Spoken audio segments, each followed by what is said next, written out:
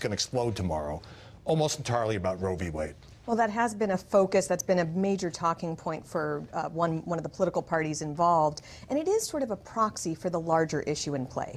You know, you think back to how Donald Trump was elected. He was elected in part because he put out a list of the type of nominee that he would, in fact, the list of the actual nominee that he would put out would be chosen from a certain list. He made public an unprecedented amount of transparency. So we know a lot about these people. And what we know about them is that they do have a different approach than the judicial activism that has brought some of the more revolutionary social progressive changes that the court has wrought. They will be originalists and textualists, and all of these people will be that way no matter which one is chosen. But on the media coverage, Mo, are liberal commentators being alarmist or maybe trying to rouse their side in sort of assuming that a fifth pro-life vote, and whoever's picked, I think it's safe to say that the court will have that, automatically means that Roe, law of the land since 1973, will be tossed out? Well, I think it's a legitimate question. First of all, it's one that the president brought up himself back during the campaign when he said that anyone that he appointed would be someone that would be opposed to Roe v. Wade. And so he opened the door to this entire line of conversation himself during the campaign. Secondly, there are cases that are in the pipeline now that it's not a stretch to believe would make it to the Supreme Court that will deal with these issues head on. Does it mean that any of them could outlaw abortion across the land? I think that is unlikely. Could it throw it back to the states, and now we're back to a case where women in some states have this right and women in others don't? That's an open, legitimate question. So I do think that it's a legitimate question, and I do think it is something that, yeah, the left and the Democratic Party can use to rally its base in the election. Throwing it back to the states would, in effect, be the overturning of Roe. But, Susan, what do you make of all this media handicapping based on these sources? Well, Brett Kavanaugh is the front runner. Well, maybe he's slipping a bit. Politico says Amy Barrett's stock is dropping. Her interview with the president didn't go well, as if this were an election based on polls. Well, and I think a lot of it's coming from leaks from the White House, too, and they're setting it up that way to build a suspense. From people around the president who may or may not know exactly what he plans to do. And from people who want a certain candidate out front. For all we know, it'll be somebody who's not even on that list. I think that's part of the issue, too. And getting back to what you were saying about the legitimacy of the question of Roe v. Wade, perfectly legitimate to talk about. I don't think it's been covered in an informative way. We're not talking about what it really has to do with it, which is more about funding of abortion versus whether Roe. And also, we're not even looking at big important issues like what he or she would think of overturning Obamacare provisions, things like that. All of that is being ignored. It's being overshadowed, to say the least. But now there's been numerous pieces about Judge Amy Coney Barrett, whether her devout Catholic faith would influence her rulings on the bench. Dianne Feinstein raised this at her confirmation hearings in the Senate last year, and her membership in this tightly knit Christian group called People of Praise. What do you make of the media? There have been a number of stories about this, focusing so heavily on that. In the same way that we see the media and the Democratic Party just walking together in their focus on Roe v. Wade, we also see the Democratic Party and the media walking together in the way they cover Amy Coney Barrett. She is a Roman Catholic. She's also part of a group that has a bunch of Catholics in it, and the way that it has been portrayed as this super nefarious group that's outside of Vatican control. Well, the Vatican, the Pope just appointed one of its members, the auxiliary bishop of Portland, in 2014, so it's clearly not a group that's that renegade. And it's not that you can't cover religion in this. You should cover religion, and it's a very important issue, not just of the candidates, but also in how they allow religious liberty to thrive in the land. But the way that it's covered has been a little bigoted in certain cases and activist, which is not appropriate for journalists. Mo, it almost seems like the press wants a battle over religious liberty in this nomination because it's a better story, plus a debate about the optics of having a woman who might or might not cast the deciding 5-4 vote on the question of abortion. What's your take on the way she's covered? Yeah, look, I think she's being vetted the way Supreme Court nominees or candidates or prospective court nominees have been vetted by the press. By the press, ever since, for decades now. Look, one, I don't think that there should be any sort of religious test here, and I think people who focus on that a little are doing so a little too much. She did open the door in one of her previous writings when she talked about how Catholic judges might need to recuse themselves when it comes to death penalty cases. In certain cases. Now she's walked away from that. So she's the one that first injected the conversation, but I do think it can go too far. I do think that anyone who opposes her should focus on her record and not on her religion. Or the fact that she has 7 kids and so forth. But there's also been pieces on Brett Kavanaugh, a guy who worked for Ken Starr, who wrote a section of a report saying the president could be impeached for lying, has since written that a president shouldn't be distracted by lawsuits and investigations. So is all this sort of standard reporting, or do you sense the press trying to scuff up these nominees a little bit? That's standard practice, I think. It is a Republican nominee, though, so I think the mainstream media always goes a little harder at Republican nominees, in my opinion, than they would if it was, say, an Obama nominee, where they might try to shine the person up instead of scuff them up. So I think that is a legitimate thing. Thanks for picking up on my analogy. Let's move to a number of prominent conservative commentators. These are people like George Will, the syndicated columnist, Steve Schmidt, who ran John McCain's 2008 campaign, Max Boot of the Council of Foreign Relations, all writing pieces or saying on television that they are so never Trump that they want the Democrats to win in the fall. They're telling people, vote for the Democrats. These people had all been lifelong Republicans. Your take? Well, what I'm kind of interested in this from a media angle is just the predominance of never Trumpers that we see in newspapers and in media outlets. In the real world, they represent an incredibly small fraction of people. In the media world, they dominate everything. I mean, you look at newspapers that don't have a single columnist to represent the average Republican voter, even though the average Republican voter elected the president, who is in charge of a lot of stuff. So these people get a lot of prominence for a pretty minority opinion, and they seem to be praised by people in the media. On that point, Susan, and I respect them. These are serious people, and they are standing up for what they see as principle. They don't like where Trump has taken the GOP, but they get a lot of favorable publicity, as Molly says. They get MSNBC contracts. Max Boot has a CNN contract, and they command new respect from the left. Well, they get a lot more airtime. I think they're a high-value guest at many of the cable outlets, because they can say, look, we found a Republican here. This isn't just anybody. A Republican who hates Trump, and better yet, a Republican who says vote for a Democrat. Could there be a more high-value guest? And there's a real and valuable market for these people. I'm not saying that's the reason they have these opinions, that's the reason they switch sides and are saying vote for Democrats, but it's going to keep them on the air, and that's something you can't deny. Well, Mo, do you welcome them as converts to your cause, even though they say they're not Democrats, but they want a Democratic Congress to serve as a check on the president? Yeah, I don't for a moment think George Will is going to become a lifelong Democrat, right? Let's stipulate that, right? But I do think that there is a very small, I agree with you that this is a very small minority of people within the Republican Party who believe that the party has shifted away from its core, shifted away from what it has long stood for, and believe that it needs to be, the party needs to be blown up in order to be rebuilt the way it used to be. It does remind me a little bit of some of the conversation. He didn't go to this extreme, but some of the conversation from then candidate Donald Trump, when he was being asked early on in the primary process, if you aren't the nominee, will you pledge to support the nominee? And he said, look, I don't know. Right? Now, it's not. I'm not saying it's apples to apples here, but I am saying some of the conversation reminded me of that when he was not pledging to stick to the party if he didn't believe it represented his perspective anymore. My problem is some of the overheated language, because these people do not like the president, such as Max Boot saying Republicans are a white nationalist party with a conservative fringe. All right, good conversation. Let me get a break. When we come back, Scott Pruitt forced out the EPA, a casualty of solid reporting or media bias. And later, a flood of press speculation as Michael Cohen goes public with George Stephanopoulos. I'll have some reporting on what signal he's sending.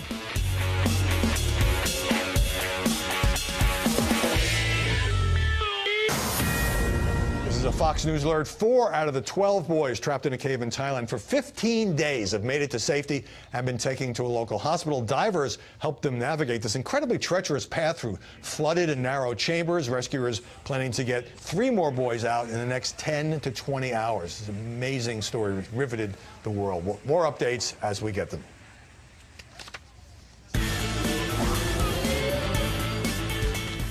The media's mounting allegations against Scott Pruitt, ranging from petty to profound, have led to 14 investigations, but for many months, he still seemed to have President Trump's backing. Scott Pruitt is doing a great job within the walls of the EPA. I mean, we're setting records. Outside, he's being attacked very viciously by the press, and I'm not saying that he's blameless, but we'll see what happens. Now, it didn't help when an EPA whistleblower, a former deputy chief of staff, started doing TV interviews. I love the president, but Scott Pruitt, I mean, everything I witnessed, I couldn't be a part of anymore. And the president announced the other day on Twitter, without a word of criticism, that Pruitt was out at the Environmental Protection Agency. Susan Frischio, there were a stunning number of allegations. This was led by the New York Times and Washington Post, also ABC, CNN, and others. I mean, asking officials at the agency to get his wife a $200,000 job at Chick-fil-A and others, $50 a night room owned by a lobbyist, $43,000 soundproof phone booth, aides driving with sirens and lights to get his favorite lotion, altering calendars. I don't have time for everything else. But was this, by and large, in your view, solid reporting? Yes, it was, but it was instigated by a desire to take him down because of something that he was doing. He was trying to take apart the Obama-era EPA regulations, and he accomplished a lot of that. And I think that fueled the investigatory desires of journalists to try to take him down, and outside groups to try to, and people within the EPA, leakers, to try to take him out for that very reason. He made himself a very easy target, clearly, but he would not have been the same level of target if he had a different job within the administration. Scott Pruitt said in his resignation letter he's resigning because of the unrelenting attacks on me personally, my family. Unprecedented, have taken a sizable toll on us. But those attacks were mainly rooted in news stories, what he chooses to call attacks. Yeah, look, I think I'm going to disagree with Susan a little bit that this was driven by an ideological agenda. I think this was driven primarily by Scott Pruitt's actions, by his alienation of many on his own staff, who then went to the press, who did some really good investigative journalism. If you supported Donald Trump because you believed that he was going to drain the swamp here in Washington, D.C., you should be appalled by Scott Pruitt. Scott Pruitt was the swampiest person D.C. has seen in quite some time. Maybe we're only seeing how swampy he is because so many people are interested in taking him out. That has a lot to do with who gets investigated. You can't tell me that there weren't people who were pretty swampy in the Obama administration that we never heard about. Well, let me just, because nobody cared. Let's take an example. You mentioned one of the scandals is that he paid $50 a night for a room. That was a room that was approved through the ethics office, yet it became a huge story. In the Obama administration, you had a cabinet member who I believe paid nothing for a room, Timothy Geithner. He's also someone who never paid his income taxes, and it was barely a story, and it certainly you didn't see this energy and this drive to take someone down. Well, let's go to the big picture, Molly. But first of all, I want to say that Pruitt's resignation was barely covered on Fox in prime time or early the next morning. I did get a chance to talk about it on the Ingram angle, and I think that was a mistake. But you said that this was a win for the resistance. And so my question is, are you saying it was some kind of coordinated effort by the media for ideological reasons? Because if most of the stories were true, partisan sources always come to reporters with dirt on people they don't like. In fact, if you look again at the previous administrator, many of the things that were brought up by investigative reporting here were brought up at other outlets, not mainstream outlets, but conservative outlets, such as the travel budget of the previous EPA administrator under Obama was I can't remember, $700,000 during her tenure. She deleted text. Articles of impeachment were drawn up against her. There was the mishandling of the Colorado mine crisis, which flooded the Animas River. There was the Flint water crisis. And yet you didn't see the New York Times and Washington Post pushing for this drumbeat against her. And I'm not saying that means that what Scott Pruitt did should not be covered. But what I think readers and viewers would like is to see more evenness in how things are covered. Okay. If you really care about the swamp, cover it no matter who's in charge. Every swamp should be covered regardless of who's in charge of said swamp. But, you know, if it weren't that the stories were true and that he alienated his own staff, Trump wouldn't have fired him. National Review wouldn't have called for his resignation. White House officials, all, including John Kelly, wanted him out. And Laura Ingraham tweeted 2 days before the ouster, Pruitt is the swamp, drain it. So he had lost support even on his own side and among journalists and commentators on his own side. Yeah, so there's not just the issue that the resistance had a very coordinated campaign, which actually was covered by the media when it started in March, and it actually started from the time he began. He lost the support of his own people, and he also handed ammunition to his critics. It's a multi-leveled story, but we shouldn't forget to cover the coordination that was involved in bringing him away, and in part to give credit to the resistance for a victory that is rare for them. In media terms, he was awful at defending himself. He did that one interview with Ed Henry where he was constantly on the defensive, and then he sort of stopped talking. And EPA often didn't respond to the substance, or one reporter was insulted. Yeah. So that didn't help either. Yeah, no, I mean, if you look back, future press secretaries and communications directors in this town are going to look back at this as a textbook case on how not to handle criticism. Yeah, don't call a reporter a piece of trash if that person's calling with the information. Exactly but interestingly, it was reported that the one story that pushed the president over the edge was that Pruitt wanted him to fire Jeff Sessions so he could become Attorney General. That might have been the final straw. Well, I think what will be interesting now is what's going to happen to his successor. Right. Now, can he keep himself scandal-free? And if so, you know, let's see how the media responds to him. Let's see how outside groups work in trying to take him out. Right. And then we'll get a clearer picture of the motivation behind all these investigations, I think. Right. This is the qualified deputy who doesn't have any of this baggage, so this might be a truer test of the future coverage of the EPA. Mo Alithi, Susan Frischio, great to see you. Molly, you'll be back a little later. Ahead, the media poking fun at Alan Dershowitz for saying his defense of the president is ruining his social life on the Vineyard. Is that fair? But up next, ABC's highest profile investigative reporter is out, and the New York Times accuses its own reporter, Hallie Watkins, of unacceptable conduct.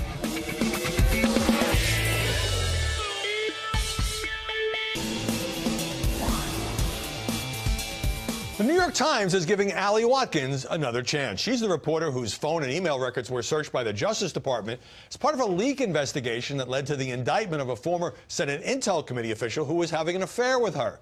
The paper is reassigning her from the Washington Bureau to New York. Executive editor Dean Baquet said, "We are troubled by Hallie's conduct, particularly while she was employed by other news organizations. For a reporter to have an intimate relationship with someone he or she covers is unacceptable."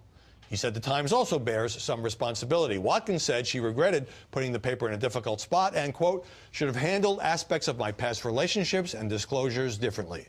The Times investigation found the 26-year-old reporter told BuzzFeed and Politico only that she was dating a man in the intelligence community, not naming the official at the committee she covered, and didn't tell Politico when she started dating a second committee staffer after a breakup. Nor did she tell the Times the government had seized her records last February.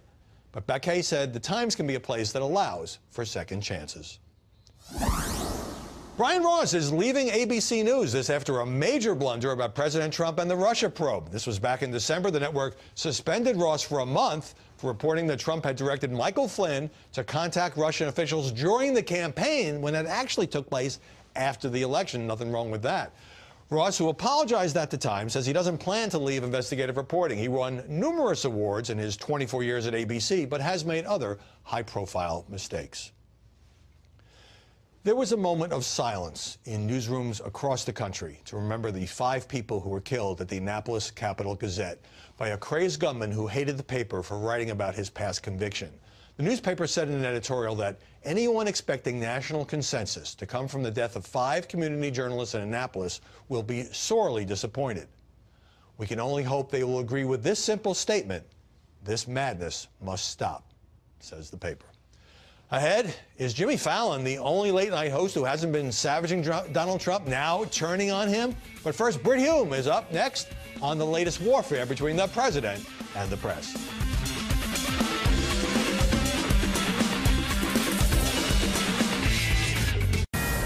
Fox News alert: 4 of the 12 boys that have been trapped in a cave in Thailand for 15 days, a devastating, heartbreaking 15 days, they're now above ground and recuperating at a local hospital. Authorities say they'll need another few hours to prepare to rescue a second group of boys. We'll bring you more updates of this heartbreaking and cliffhanger throughout the day.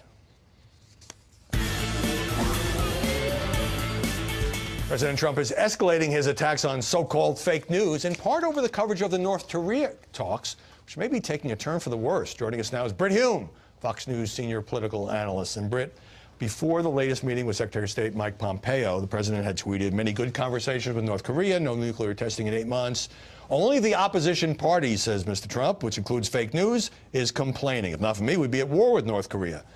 Does that seem a little different now that the North Koreans have said this latest meeting was regrettable and that Pompeo was pushing unilateral and gangster-like demands? Gangster-like. Yeah. Well, it depends on who you believe here. Pompeo indicated basically that this meeting went about as he expected. Progress was made, significant issues are discussed. They've broken down into working groups to cover the multitude of issues that would have to be negotiated to bring this outcome about. He seems to think everything's fine. Right. The North Korean officials put out this blustery statement of the kind that we're accustomed to hearing from them through the years.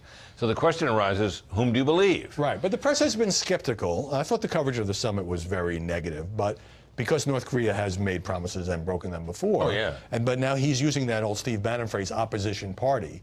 Look, because we don't know if this will end up going down in flames. I don't have a lot of sympathy for the president saying that the press is the enemy of the people or the opposition party and so forth. He has legitimate grievances against the press. I don't think there's any doubt about that. It would be far better if he were specific about them and identified particular stories and things that have not turned out to be true. But he chooses this sort of blunderbuss approach. I don't think it works very well, but I also don't think that he poses any kind of a serious threat to press freedoms in this country. Well, that's an important distinction. Now, you took some flack online after retweeting what someone said about a Gallup poll that said only 23% of Democrats are extremely proud to be American. You tweeted, hate may be too strong a word, but they sure don't love it, and then you deleted the tweet. Right.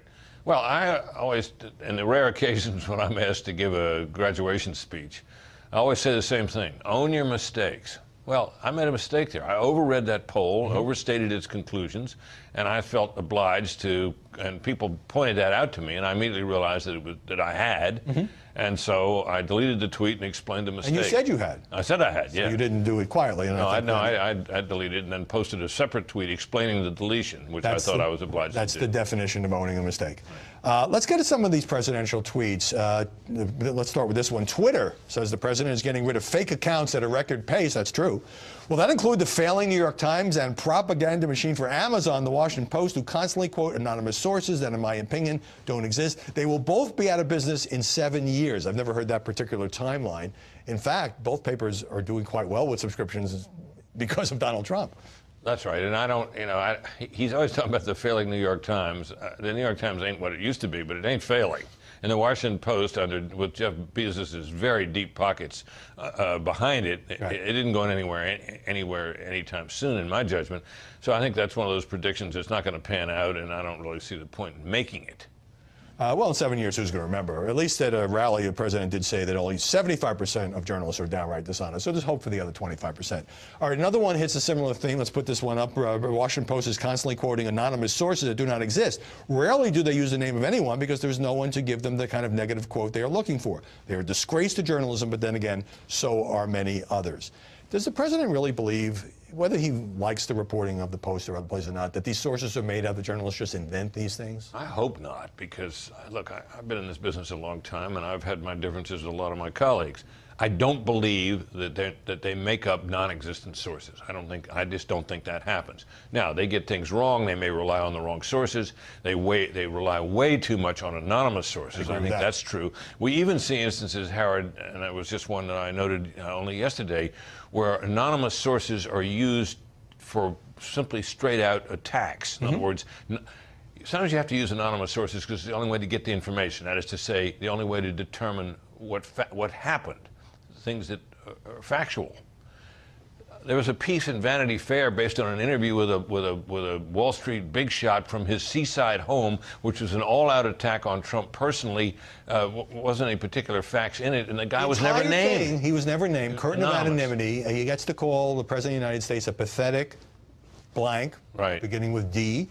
And that's the whole piece. Right, that was the piece. Yeah, I couldn't believe that was public. I used to be in... Go on the record. In my business, when I came along as a reporter, anonymous sources were frowned on. We used to refer to stories written based on anonymous sources as dope stories, in other words, and were worth less. And anonymous attacks, from people attacking people personally from behind the cloak of anonymity, just wasn't done, and it shouldn't be done. Well, sometimes I think you'd agree it's necessary for investigative reporting, but for political pot shots, that's a different matter. That's a different matter from just mounting a personal attack. If you allege something happened, and you're afraid of your job, and it's the only way to get the information out, that's one thing.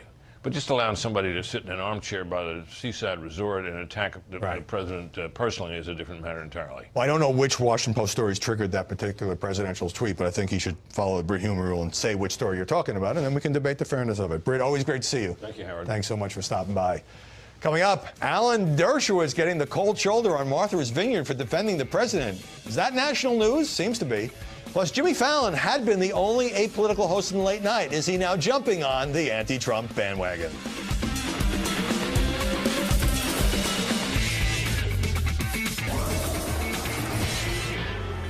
Alan Dershowitz, who regularly defends President Trump on TV in the Russia investigation, says McCarthyism has come to Martha's Vineyard, where he's had a summer home for 25 years, a liberal lawyer, writing on the Hill that some of his old friends are shunning him. And that made the front page of the New York Times. I am making the same arguments about civil liberties I've made for 50 years and that I would be making if Hillary Clinton had been elected president and people were trying to impeach her. I don't care about parties. I'm invited to too many.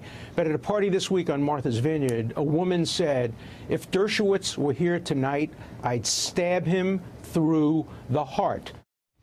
That sounds a little extreme. Joining us now, Emily Jashinsky, commentary writer for the Washington Examiner, and Adrian Elrod, Democratic strategist and former Hillary Clinton campaign official. Emily, the world will little note nor long remember that Alan Dershowitz faced a chilly summer on the Vineyard. Yeah. But what does it say about the ongoing sort of culture war against Trump or Trump defenders? And that's exactly why this story is important, because Alan Dershowitz, his social life struggling in this enclave of liberal elitism, actually says something about the state of where our liberal elites are and that there is this intolerance. And what's interesting about Martha's Vineyard, you know, Alan Dershowitz, someone who literally donated to Hillary Clinton's campaign, those are powerful people on Martha's Vineyard. And so looking at the way that they're treating Alan Dershowitz, you can see that this is an attitude that's reflected in the corridors of power in this country, and that's a problem. Now, avoiding someone when you're sipping Chardonnay is not the same thing as, you know, kicking Sarah Sanders out of a restaurant or hounding other Trump aides, okay? But this is a self-proclaimed liberal Democrat who voted for Hillary. He says he just defends the president on civil liberties grounds. But what do you make of all of the coverage that this has gotten, as if it's just, you know, this huge story? Well, and that's what we were just talking about, you know, during the break. I think I've talked about this actual story, which, by the way, appeared on the A1 of the New York Times this week, 5 times on television on different networks in different segments this week. And to me, that shows you exactly why so many Americans in middle America cannot exactly identify with publications like the New York Times, because they have never been to Martha's Vineyard. They don't understand why something like this is even newsworthy, why it's on A1. Well, wait, it wasn't just the front page story. Yesterday, there was another New York Times story written by a reporter who happened to be going to Martha's Vineyard for vacation, kind of an absurdly favorable interview with Dershowitz. I mean, I was starting to feel a little sorry for Dershowitz. Yeah. But he told the Times, he says, look, I'm enjoying this. It's a red badge of courage. So it is Alan Dershowitz himself who stirred this up. Sure, of course. No, absolutely. And again, I'm an avid reader of the New York Times, but I cannot understand exactly why, besides the fact that this is, you know, Alan Dershowitz may be, you know, helping the story stay relevant, why this is actually being covered by the media. Well, for the record, I've never been to the Vineyard, I confess. But I bet a lot of New York Times readers go to places like that. But, you know, it's almost like, again, it's not the most important story we're talking about this week. It's almost like a microcosm of intolerance. It's like when people unfriend you on Facebook because they don't like if you're pro-Trump or anti-Trump. And it says something about how politics has kind of infected everybody's social lives. Right, and in fairness to Dershowitz, this actually came out of a very sharp column that he wrote about how the bar for social tolerance has been lowered, that someone who is a liberal Democrat who just happens to come with a different perspective on Donald Trump is now being isolated and pushed out. So I think it came from a fair place. Now, I, as a conservative, dislike as much as anyone, you know, this idea that we need to be sympathetic to wealthy, powerful people who are being, you know, pushed out. Yeah. But there's a statement there.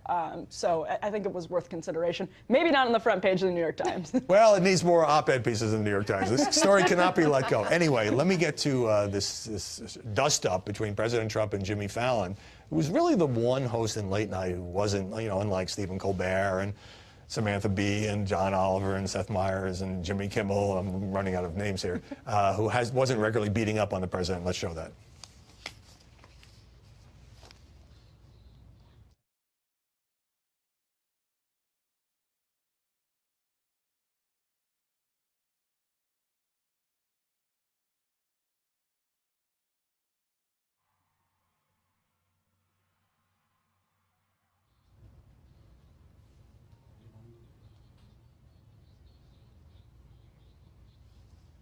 Okay, were you able to hear that? Okay, maybe we can get that for you later. So basically, Emily,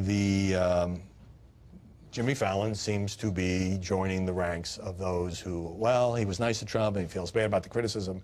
What do you make of it? Well, and Jimmy Fallon is a liberal. You know, there was never any point where he was conservative or defensive of Trump. But this story actually goes nicely with the Alan Dershowitz story, because Jimmy Fallon was out with an interview this week talking about how, you know, he actually cried in this interview, talking about the isolation that he experienced after he ruffled Donald Trump's hair, as we just saw, because people said it humanized Trump. Right. And that, you know, there was sort of peer pressure on him to go, you know, completely against Trump and to be Stephen Colbert, whose show became a platform for anti-Trumpism.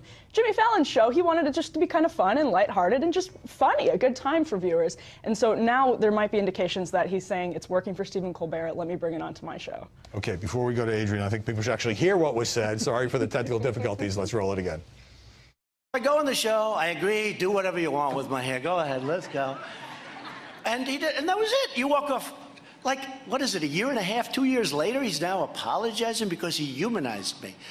And he really hurt himself. So I said to him today on social media, I said, Jimmy, be a man. Just relax. Just relax. When I saw that Trump insulted me on Twitter, I was going to tweet back immediately, but I thought I had more important things to do. Then I thought, wait, shouldn't he have more important things to do? He's the president of you. What are you doing? You're the president. So Fallon loving the attention. And by the way, this is serious stuff, because Tonight Show used to be #1, and it's since tumbled, replaced by Colbert, with a more overtly political and anti-Trump brand of humor. Yeah, I mean, look, I think that we might be making a little too much of this. I mean, Jimmy Fallon, to the point that you made earlier, was the one host that was still willing to have Donald Trump on, or, you know, did have him on, and certainly got some slack in Hollywood. There was a huge, you know, the resistance that the Democratic Party has formed. A lot of it is you know, really originating on the West Coast and going east. So it's not I guess it's not a surprise that he would say, you know, I regret having him on. Well, he regretted playing with him, his hair. Playing with and humanizing him. Right. I don't know. I think it's much ado about nothing, and I think that there is probably some pressure from a lot of his audience base to make him not. But here's why it's not entirely much ado about nothing, because millions of people watch these shows, and a lot of people who are not political junkies get their political fix from these shows, and the videos play online. So I think it is not as important as Alan Dershowitz, but not insignificant. Adrian Elrod, Emily Jasinski, thanks so much. After the break, Michael Cohen scrubs any mention of Donald Trump for his Twitter account, and the pundits try to figure out, what does it mean?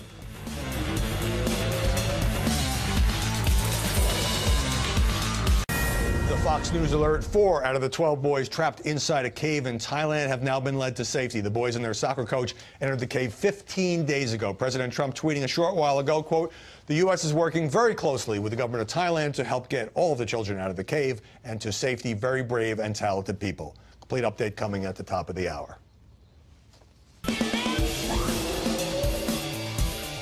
Michael Cohen's off-camera sit-down with ABC's George Stephanopoulos unleashed a tidal wave of speculation about whether the president's longtime personal lawyer is now turning against him. And this is where he also stiffened his spine. He actually visibly straightened up in his seat and then said this: "I will not be a punching bag as part of anyone's defense strategy." The one thing we know about Michael Cohen is that it seems like he'll throw anybody under the bus. Is he trying to send a message to President Trump and saying, don't try to railroad me, don't try to throw me under the bus? They're still going to back the truck over him. Whether he's a nice person with a fine family or not, the president's still going to back the truck over him. Well, Hemingway, a lot of talk about buses and trucks there. Obviously, Michael Cohen's sending a signal to Donald Trump that he'll no longer take a bullet for him. But since no one in the media knows exactly what he's saying, this has been this orgy of speculation. Yeah, I'm not even sure if that's a reasonable thing to say. I mean, he spoke a great deal. He's under a great deal of stress. He's under investigation. But what was interesting that I thought came out in that interview was that he said once again that contrary to what was reported by so many media outlets, he was never in Prague. He never colluded with Russia with treasonous collusion. That's the entire reason why we know him and why he's under investigation.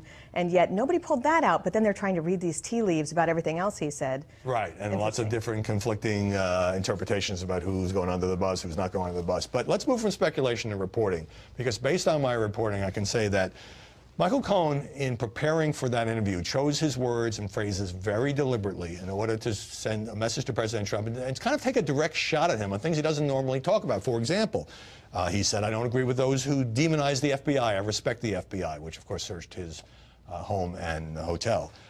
He said, I choose to believe our intelligence agencies. I repudiate Russia or any other foreign government attempt to interfere or meddle in a democratic process. He said, simply accepting the denial of Mr. Putin is unsustainable. None of that was any accident. He rehearsed for this, very much wanted to send a message to the president that not only is he his own man, but that he is trying, for reasons of his own reputation, to kind of distance himself from the guy who he worked for.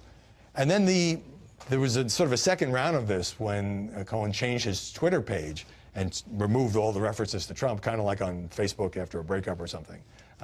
Do you think maybe we're overdoing this? Well, what is interesting about that, too, is usually when you leave a job, you do update your LinkedIn profile or whatnot to indicate that you have left a job. So everyone had all this, they were thought, oh, he said he's no longer the president's attorney as of June 2018, which is also just his job status. He's no longer the president's attorney. So it's perfectly fine to note it. But again, I think we should be thinking of the larger story. The larger story is that we were told for many years by many people in the media and by anonymous sources that there was treasonous collusion with Russia to steal an election.